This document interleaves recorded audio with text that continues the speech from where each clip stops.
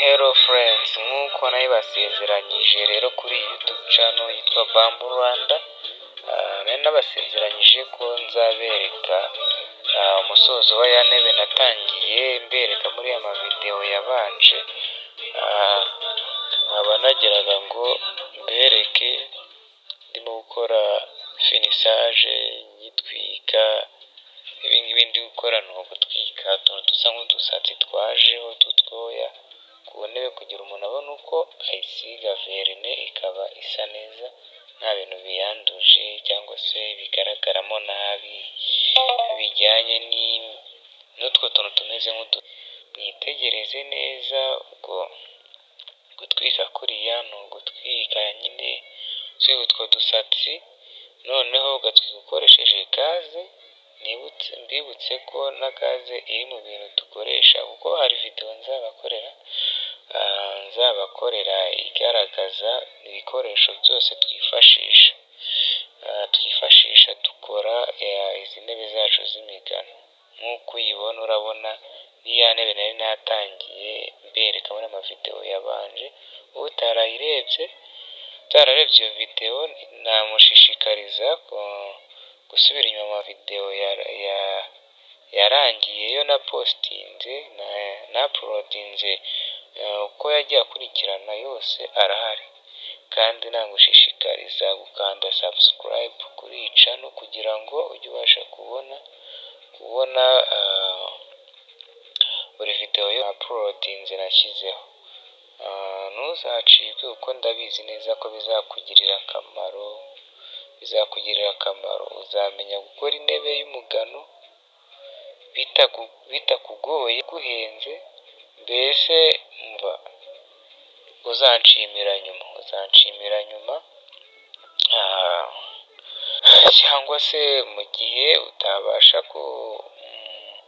kuba wanayikorera ubwawe. Nanjye ubwanjye contact wanshaka gufasha aho bikunaniye nkagusobanurira, gusa ngewe ndahamya nashidikanya ko iyi video zashize iyo natangiriyeho ndi gutangira iyi ntebe nuzireba neza witonze ndahamya ko uzazirangiza wamenye nawe kwikorera intebe y'umugano.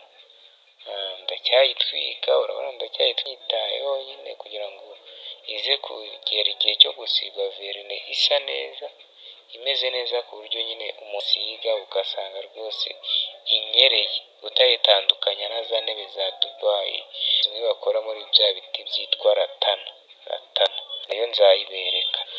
Ni igiti cyera muri Aziya, ntabwo mu Rwanda wakibona, ariko nacyo ivamo intebe nziza cyane ugira ngo mbese babibanda, ariko ibyo biti biza bimeze. Gusa ubu ngubu ni umugano w'iwacu.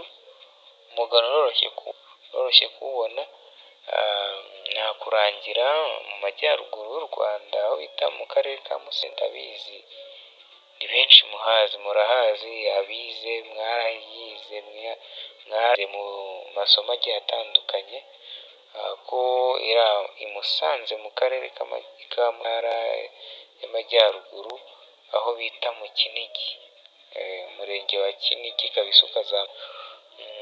Ndakubwiza ukuri ko nuramuka ugezeyo uzabona imigano, habayemo imigano. Iyo ugezeyo wumva bita ishyamba ry'imigano ko ari urusasa kabisa. Hano ndakwereka ya ntebe yarangiye, none igeze kuri etape yo gusigwa verine. Urabona uwo musore bamwita Sami rwose yari ari gusiga. Ubwo niwe wari ugezweho, ibindi abikurikirana neza cyane. Urabona ari gusiga intebe n'utumeza uratubona. Wenda akameza nzabakorera, ndi gukora akameza konyine, urebe ukuntu uko ngakora. Nako karoroshye, ntabwo kagoranye rwose, urabona ni akameza na sutable. Mbese sutable ni twa tumeza dutoya, ariko urabona ya ntebe naberekaga ukuntu yarangiye.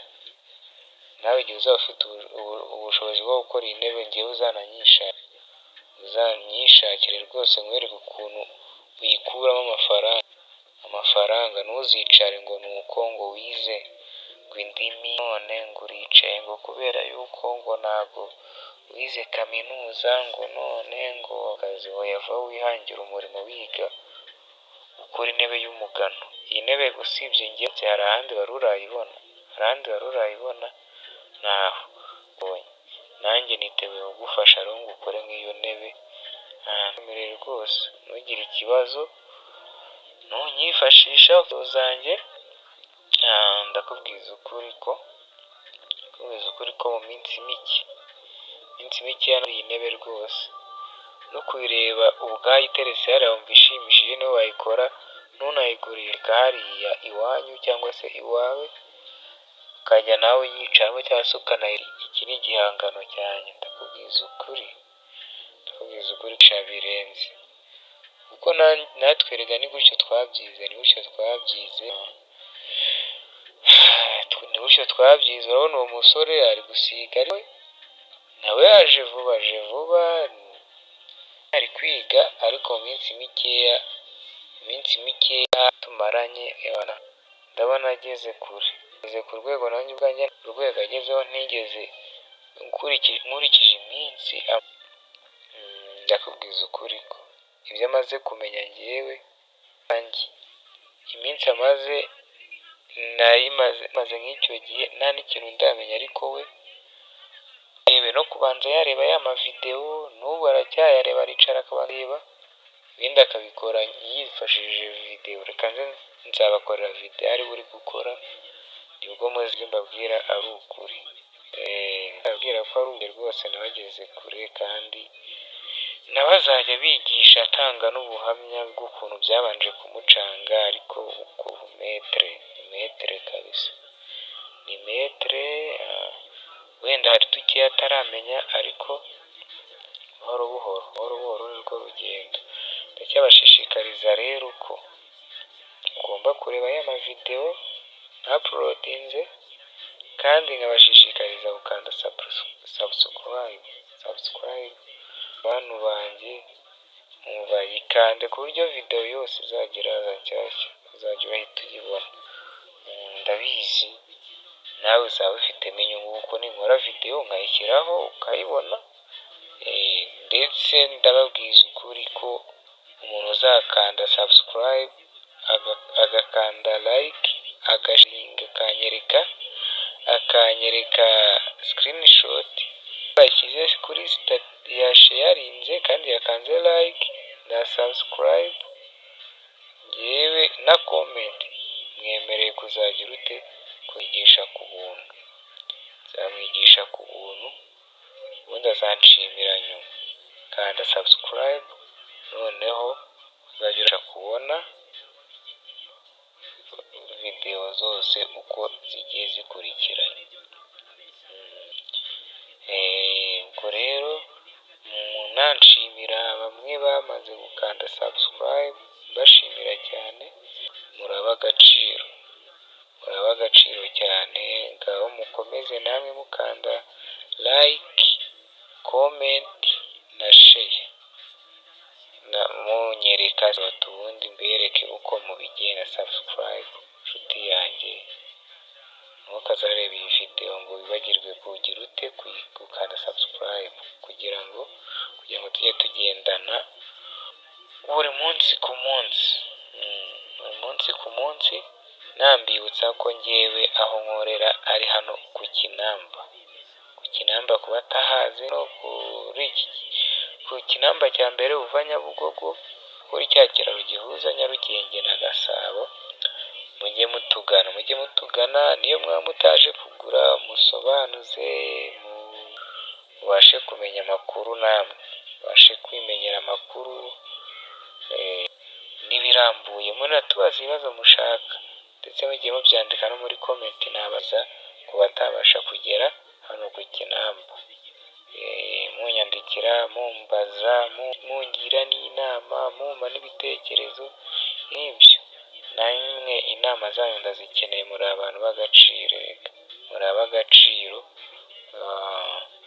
mubikoze mukangira inama n'icyo nakosora nakongeraho nk'uko iyo nawe muyibona byanshimisha cyane, byanshimisha kuko nta mutwe umwe wigira, umutwe umwe nta mutwe umwe wigira inama kuko wigira gusara, ariko mfatanyije namwe twese twabigeraho rwose tukagera kure, rwa rwego rw'Abashinwa tukarurenga, reka natwe dufite ubwenge, natwe ntituzifeke ngo ati bino ni iby'Abashinwa ngo naho twebwe oya, natwe turabishoboye rwose.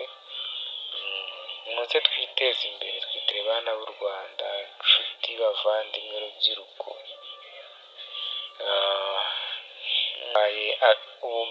aka experience gatoya, yewe ibintu nabyize 2020 ariko kuri ubu ngubu bingejeje kure, nshimira abamfasha, nshimira Museme, ndashimira n'umupapa witwa Mico, ufite kampani yitwa Mobambo, wamfashije cyane kabisa nkaba naramenye ibi ngibi.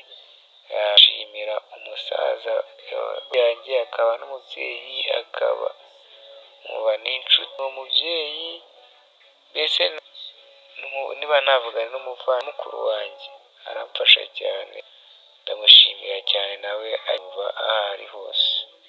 Ndamiye kandi n'umunyuze mu ntoki bose, bamunyuze mu maso bose abafasha, batagize aka kanya ko kuba bamushimiye mu izina ry'abo bagenzi ba bose, ajya abimenya ko ari umuntu wari kuri njyewe kandi azakubona uw'agaciro no ku bandi. Ndabizi neza ko ubutumwa buzamu, tujye twibuka inshuti zawe, tujye twibuka no gushima rwose abatugiriye neza, tubashimire. Ngaho kanda subscribe, uwo tubana umunsi ku munsi.